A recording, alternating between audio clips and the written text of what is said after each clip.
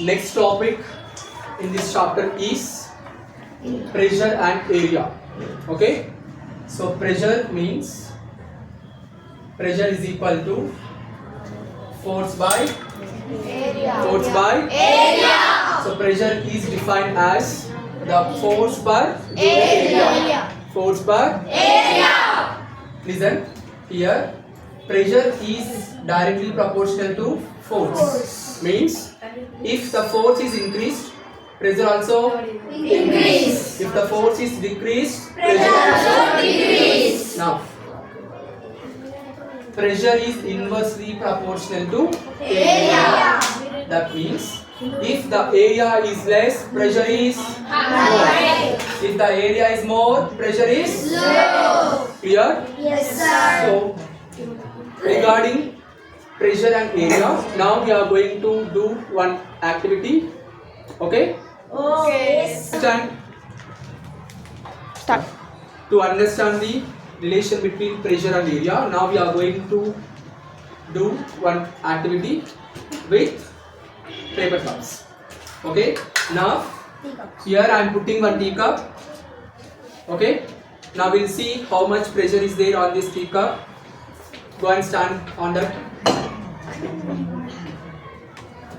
Stand properly. So here, remove.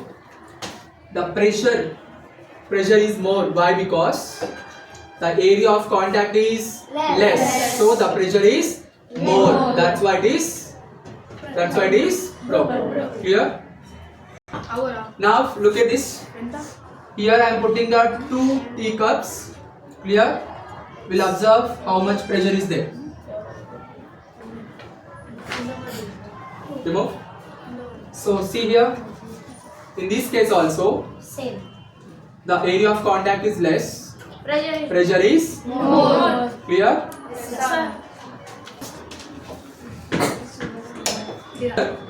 So we are placing here number of teacups.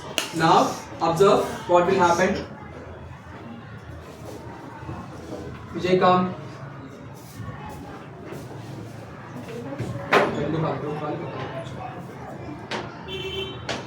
Observe. Here.